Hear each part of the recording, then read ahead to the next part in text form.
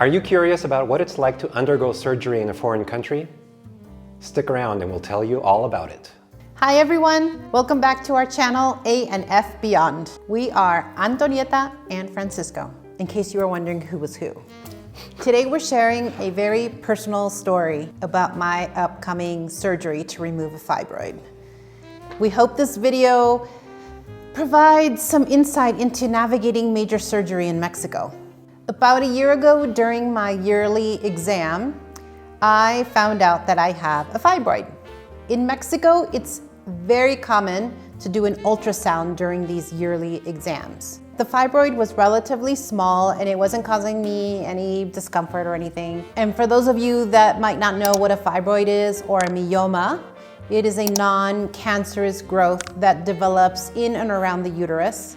Mine is in the muscle on the back side of my uterus. So when I first found out about the fibroid, the doctor didn't seem very concerned. She just said, we'll keep an eye on it. And then when I went to my exam this year, we found that it had grown quite a bit since last year. My options were to remove the uterus or to remove the fibroid. So I chose to remove the fibroid.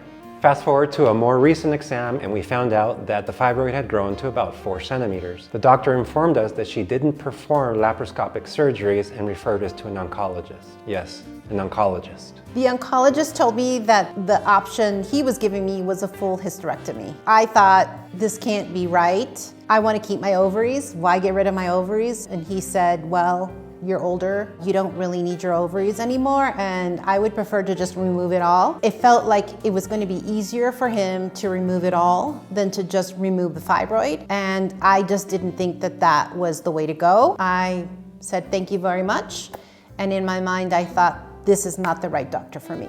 And we suspect that his thinking was to remove it all because if you're an oncologist, you're thinking cancer. And why would you leave anything behind if theoretically a woman in her 50s isn't going to need a uterus anymore? We just felt like that was a little extreme.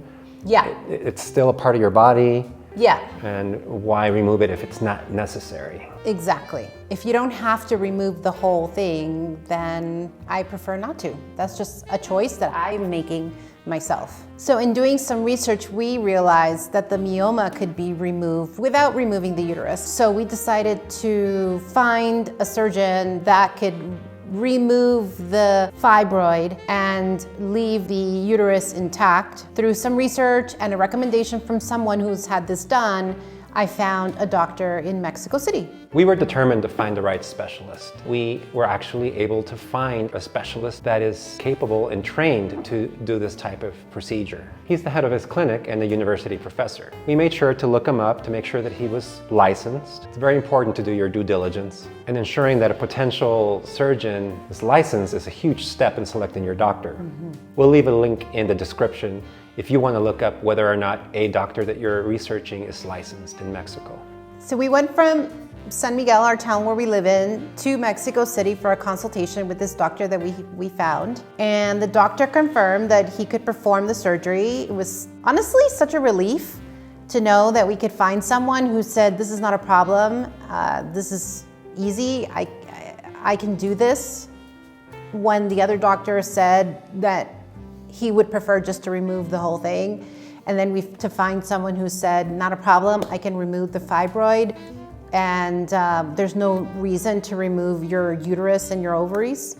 It honestly was a big relief. The operation is tentatively scheduled for mid-August, pending pre-approval by our insurance company. There are several companies that offer health insurance for US citizens living abroad. We'll be making a video about this soon, so if you're interested in finding out more, be sure to follow our channel and ring the bell to be notified when we post future videos. So we have some amazing news to share with you.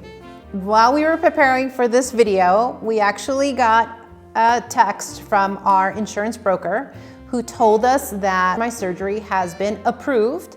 And not only that, we don't yet quite understand why, but I don't have to pay the deductible. Our deductible is really high. We have a $5,000 deductible for our insurance plan, and I won't have to pay any of it. We're not gonna have to pay a dime. It's amazing. Aren't we lucky? Yes. I don't know why though. We're gonna do some research and figure out why I'm not paying the deductible, and then we'll let you know. We don't want to jinx it though. This was truly unexpected, and it's one of those moments where we felt incredibly fortunate. Dealing with medical procedures can be stressful enough without the added financial burden. So this news really changed the whole experience for us. The cost of the surgery is estimated at around 185,000 pesos, all in, which is just under $10,000 at today's exchange rate. It's a little more than half of the average cost of a similar procedure in the United States. But 10 grand is 10 grand, so not having to pay for it is a huge relief. Huge. So our plan is to keep you updated on how everything goes. My surgery is on the 19th and today is Saturday the 10th. So I am starting to feel a little nervous now that it's been approved by the insurance company and I know that this is happening. I'm kind of scared, I must admit. But I have to do it, so I kind of have no choice. We will also post another video to share the outcome and my recovery process and see how it all goes, and also follow through on how the insurance pays or doesn't pay. Hopefully they will pay, and how that all transpires and works out. If you have any questions or want to share your own experiences with healthcare in Mexico or any other country around the world, please leave us a comment below. And don't forget to subscribe to our channel for more updates on our journey beyond. Be sure to ring the bell to be notified when we post our post-op video. Once again, thank you for watching, and we'll see you in the next video. Ciao. Bye, everyone.